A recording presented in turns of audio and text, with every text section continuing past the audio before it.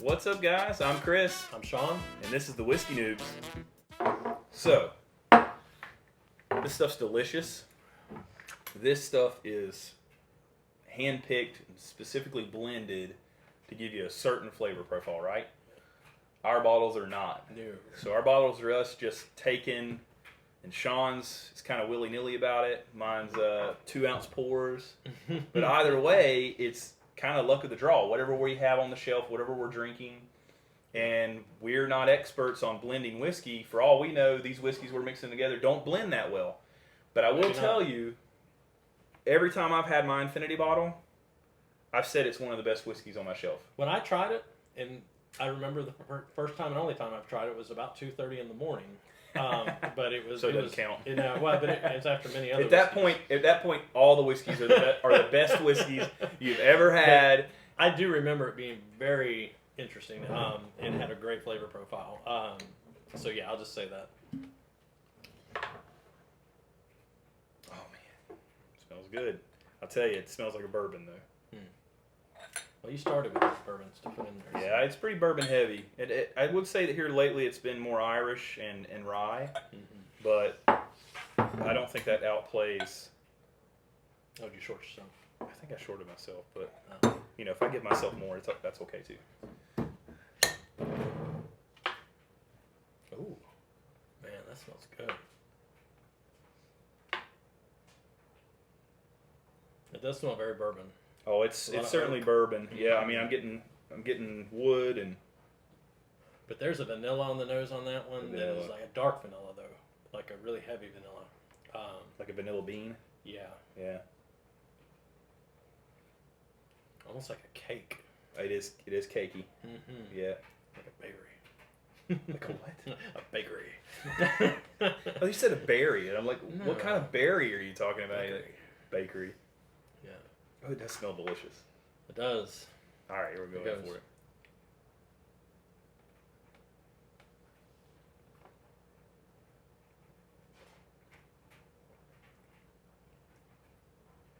Wow, that's very oaky. It is. It's definitely got some bitter to it. Mm-hmm. Yeah, I got some coffee. Yeah. Some coffee on it. Little coffee and toffee. Yeah, it's definitely coffee with like a flavor. Mm-hmm. Yeah, for sure. It's not black coffee by any means. No, But it's not that bitter. I'll say this: I enjoyed it. Tip of the tongue, Mm-hmm. Middle of the tongue. The finish on it's kind of lacking though. The finish doesn't hug you. No, Now, it might have been because we just had that 120 proof twice, but I didn't get a hug from it from just where it went down and kept going. It's not very oily. I was looking at. Yeah, it's not as oily as I would have thought either.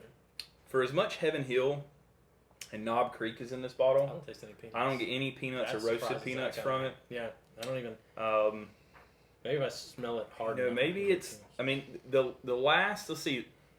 So some of the things that are in this, you got the Knob Creek lineup, which is like I got the Knob Creek the rye, the original rye. I've got the twice barreled rye. I've got the Knob Creek single barrel, 120 proof. Mm-hmm. This has got Four Roses in it. Yeah. Michter's, George Dickel, Old Forester 1920. That's a good one. The Old Forester bottled in bond. Russell's Reserve, not the single barrel, but the 10-year.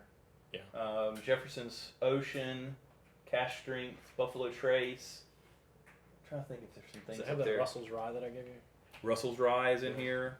The George Dickel Rye is in here. Old Forster rye.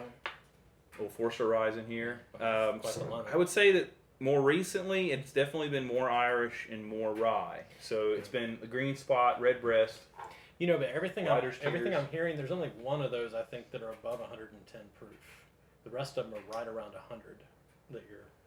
Here lately, I would say it's been stuff less than 100 proof. Yeah. Because it's been Irish. It's been Redbreast, Rider's Tears, Green Spot. That's where we need our alcohol meter. That would be great, yes. Yeah. And we have talked about we want to get an alcohol meter so that we can, Test it. for one, we can tell whether or not the bottles we're having are the actual content they're supposed to be. Yeah. Not that we have any reason to doubt the folks, but it'd be But kind of it's cool fun. to test it out. Yeah. The other would be because of our Infinity bottles. Just to It test would be them to nice. see. It'd be cool to know where the proof is on our Infinity bottles at the time. I will say this though, and this is the thing about an Infinity bottle: it's constantly changing. Out of the times that I've had my Infinity bottle, this is my least favorite of those times. That what I just tasted there was very rye. Had the spice on the end, like a rye. It'd probably be very similar to mine. Yeah, let's see.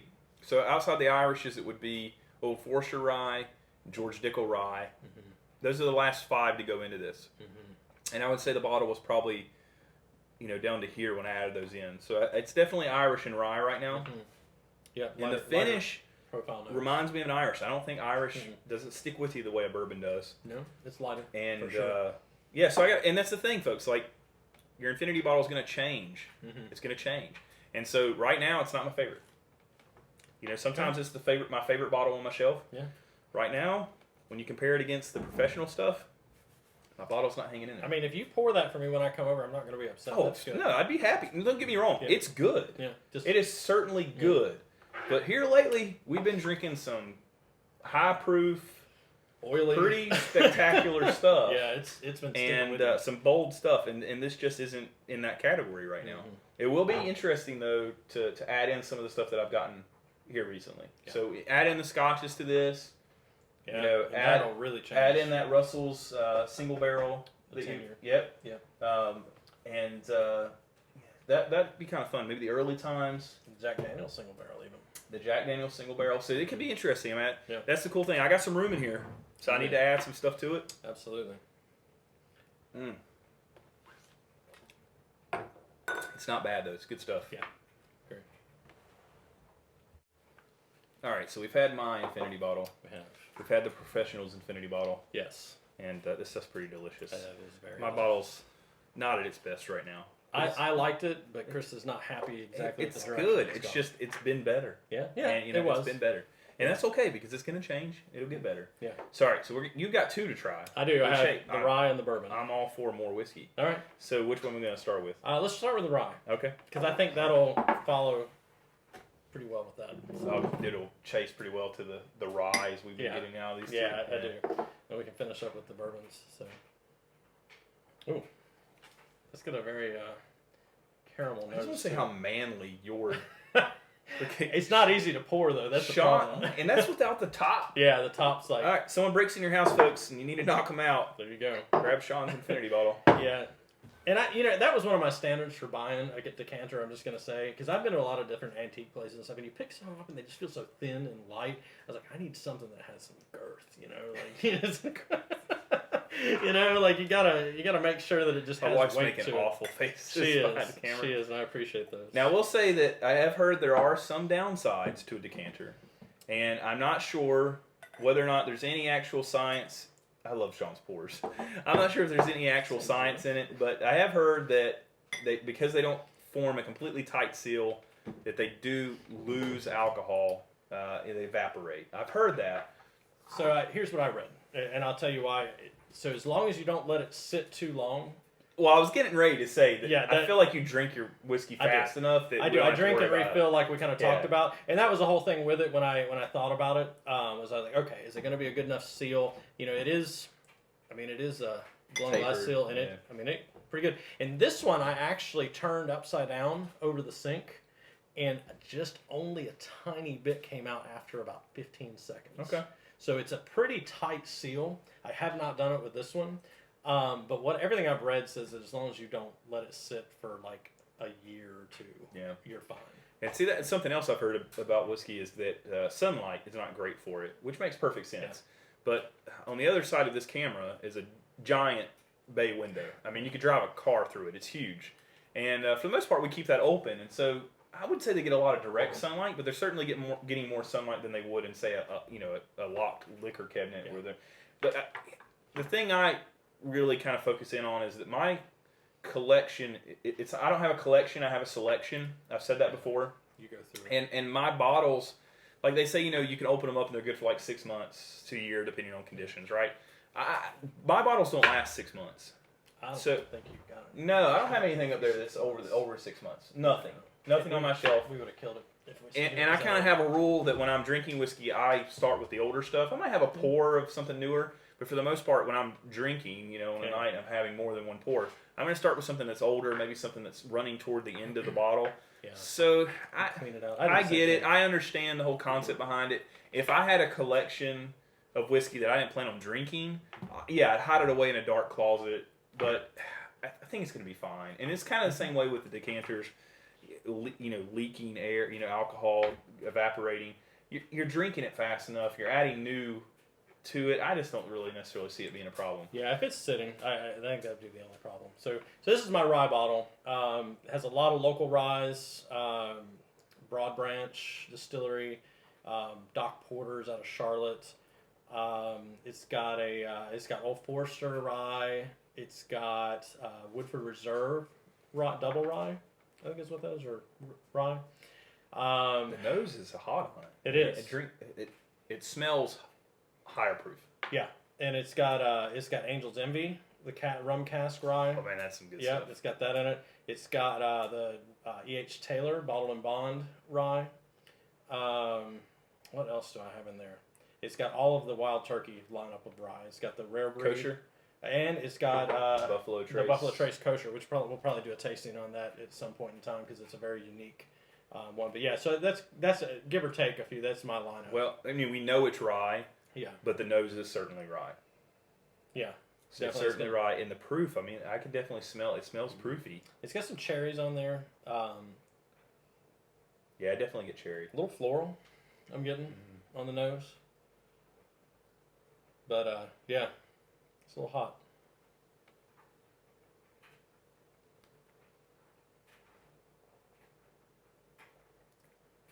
It's very light. It is. It's got a good finish, though. Mm-hmm. Does. Got a good oiling. It's not as spicy as I was expecting. No, it's not. The spice is lighter on it. Mm-hmm. It's got a nice mouthfeel. It's not too heavy. No, it definitely doesn't have the oak that the bourbons would have by any means. It doesn't have the bitter, but it's got a very. I get sweet front, but I don't get caramel. No, I get a little floral, little bit of floral from it, a little bit of spice, some cherry, some fruits that go with it. That's what I'm getting from it. It's very light. Yeah, I mean it's extremely light, and that. Generally, when I say light or heavy, oily is kind of what I'm speaking of. Yeah. So, like, it's not oily; it doesn't really stick to your mouth, but it feels good. Look at that, though; it's got some good oil to it. Yeah. I mean. But what I'll say is that you don't always want something very heavy. No. Sometimes when this would be something that, of the ones we've had so far, if it was a hot day out, I think this would be spring or summer for sure. This would be the way I would. And this reminds me of spring. I know, sounds a little weird, but yeah, it reminds me of spring a little bit. That's not weird at all. No, I mean, there's people, when I drink it, I'm like, this is a lot spring. of times, folks, when they're reviewing whiskeys or talking about whiskeys, will actually refer to it depending on what season it would be best for. So there's summer whiskeys. There's a good fall, or like a lot of times folks talk about holiday whiskeys. Yeah. Something that kind of gives you that holiday feel, whether it be, gingerbread or eggnog, weird stuff like that makes you think about certain things. Certain holidays. So no, I would definitely say that this is definitely a warmer weather whiskey. Yeah. It does, because it doesn't have that hug. No. I don't feel like it's warming me up. No. The mouthfeel is light. That is a drinker. I could drink a lot of that. Oh, for sure. That's I've said it before. That's a get you in trouble whiskey. It is. I like that. That was good. I was not disappointed in that. That didn't blow my mind, but I was just like, oh, that's it's kind of on par. par. Stuff I really enjoy. It's kind of on par with where my bottle's at right now. It's not mind-boggling. Yeah. But it's good. And if you poured that for me, I would not be mad. And so drop us a comment, like this video. Please subscribe, and if you'll share this with your friends, we would love that. If you're finding us on YouTube, we also have an Instagram page. It's a great place to keep up with when we're dropping new videos and things and such outside of YouTube. Hit the notification bell, and we appreciate you guys. Thanks for watching. Thanks for your feedback. Take care. Cheers to next time.